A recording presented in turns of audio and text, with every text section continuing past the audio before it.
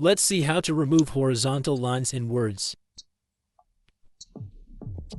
The first method. Now select the line, then press the delete key from the keyboard.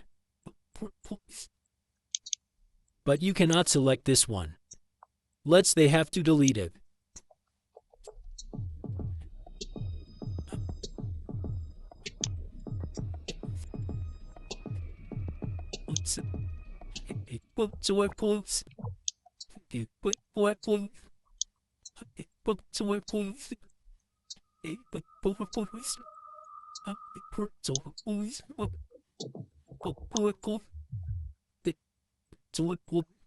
Second method.